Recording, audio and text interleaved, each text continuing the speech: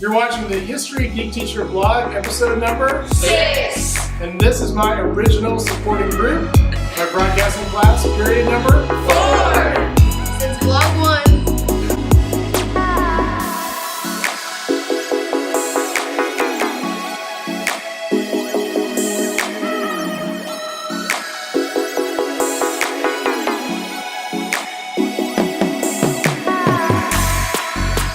Hello, welcome to History Geek Teacher vlog, episode number 6. The shout out there at the beginning was for my 4th period broadcasting class. They are my original supporters. They were the first ones to subscribe on YouTube, and they motivate me to want to continue doing this vlog. And I wanted to give them a quick shout out as we close out the school year. So as I record this, it is May 22nd, a Sunday afternoon, and we are just about to summer break. We have a half day tomorrow on Monday, so my summer break has not officially started, but what I wanted to do with this vlog is talk a little bit about 5 things that I was really excited about and I thought worked well this school year, and then talk about 5 things that I would like to improve upon for next school year. Now, I know a lot of other professions have kind of like seasons and cycles, but I think as teachers, we always have a really unique opportunity to kind of wrap up one school year and then start the next with a brand new group of students in many cases and completely evaluate what worked and what didn't work. And I always like to do this at the end of a school year and think a little bit about what I'm going to change for the next fall. I'm going to start by talking about the things that I think worked really well in my classroom. Now, I'm going to go into more detail on a lot of these positive things later in the summer on separate episodes of vlogs, so we can really talk about why it worked, how I want to use it next year, those types of things. The first thing that I want to talk about is that I did not have a teacher desk this year, and that's going to totally be a separate vlog in the future. But this really helped me out a lot in a couple of areas. Number one, space. This allowed me to have a lot more space in my classroom. And second, something that I wasn't really anticipating as much, it really helped break down a lot of barriers between myself as the teacher and my students. I was able to get to know my students better. I was moving around the classroom more, and in kind of a psychological way, it eliminated a barrier between, oh, you are the person giving us information and we are the students. It allowed us to work together a little bit more collaboratively, and I thought it was a great change for my classroom. The second thing that I thought was a really big positive this year was that we used video chat a lot more. I think video chat is probably one of the most underutilized tools right now. I know there's a little bit of technology that has to be worked out for it to be super seamless for everybody, but we did 5 chats this year. We talked to several authors. We talked to an archaeologist that 3D scans objects on the East Coast. We talked to somebody that researches specifically colonial foods. We had some great video chats, and my goal for this year was to do at least 4 of those, and I want to continue and even do more next year, but I totally thought that this year was a success as far as video chats. Big takeaway number 3 from my classroom was using Google Classroom. Now, there's a lot of ways you can use Google Classroom, but from a standpoint of just allowing students to give me assignments, give me things that they're turning in, and having a way to manage those on Google Drive was huge. Even if you do nothing else other than allowing your students to upload stuff to you through Google Classroom, it's a huge plus. So I want to continue to use it more, but overall, huge kudos to Google for giving me a way to manage all the information that's coming in from my students. Number 4 is a takeaway from my broadcasting class. We are a one-to-one building, so all the 8th graders that I teach have a MacBook, and we use iMovie for most of our editing in terms of broadcasting class.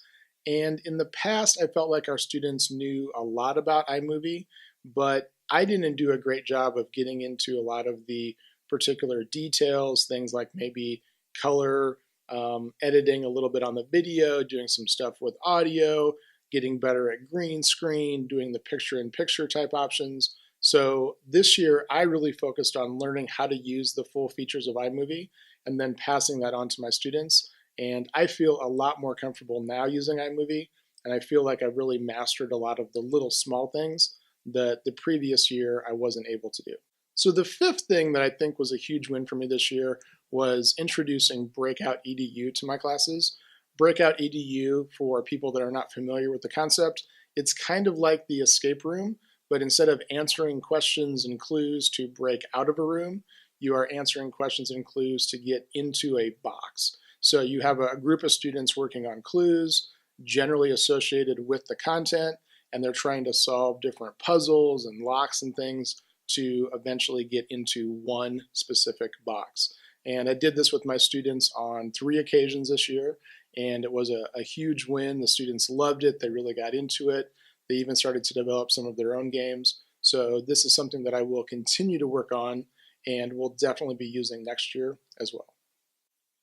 So now let's talk a little bit about some of the things that I want to change for next year. One of the things I love about teaching is that you never have essentially like a perfect game. You never totally master everything. You never fully reach potential. And so these are things that I want to continue to improve upon, and I want to do a better job of next year. By creating this list, it gives me a place to kind of focus and think and kind of let things roll around in my head a little bit so that I can figure out ways to improve upon these in the fall. The first thing I'd like to expand is my use of primary resources. As an 8th grade American history teacher, I do quite a bit with primary resources already, but I think that there is a lot more that I could do. I could make a little bit more CSI type things. There's the opportunity to really engage students a lot. We use some primary resources with some of the breakout games, but I want to really kind of increase my use of primary resources in teaching the history of the United States. The second thing I'd like to improve for next year is the visual quality of my classroom website. My classroom website is very functionable. It has notes, it has study guides, it has links the students need. I always put up what we're doing that particular week, but it's not very visually appealing. So I want to work on the design a little bit. I do quite a bit with taking pictures and video of students doing projects, but I don't do a great job of sharing those out on the classroom webpage. So I want to make it look more engaging. I want it to be more visual. I just want to kind of up the design quality of my particular classroom webpage. The third thing I'd like to improve for next year is having my students become more productive in terms of creating content. Right now we do a little bit of content creation, but I really want them to be producing content that they can share with people. I've talked about and thought about creating an iBook, for example, maybe doing something with local history that elementary students could use, but I've never really followed through on that. So next year I want to up my game as far as having my students create content and produce content that they can share. The fourth thing that I'd really like to improve upon for next year is building some connections with community members. I'm thinking particularly of my 8th grade technology class.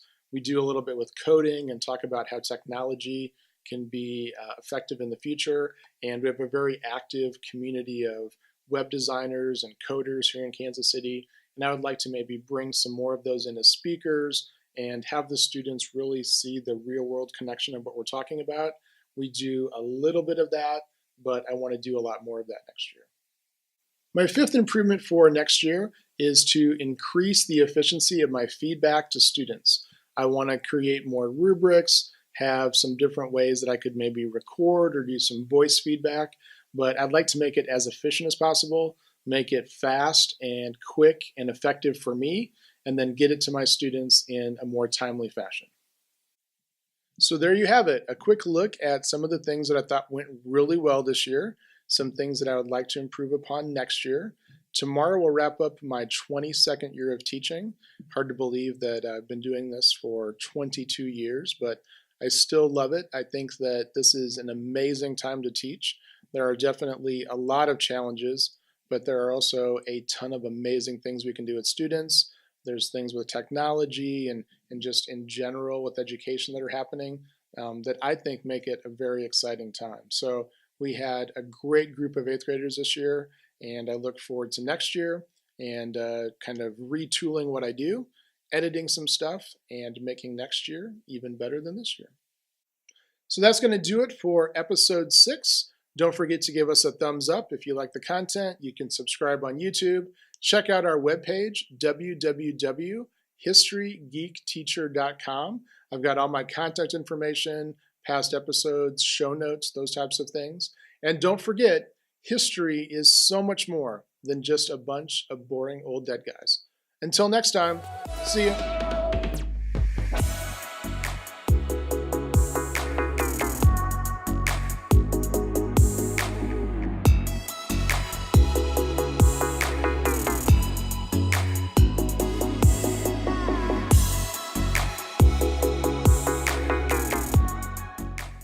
So this week's thrift store find is actually a garage sale find. It is an old 1936 Bell & Howell Filmo video camera, 8mm, and I'll play it for you just a little bit here. Came with the instruction manual, a leather case, and extra lenses. So a nice little find and addition for my antique video and camera collection. That is this week's thrift store find.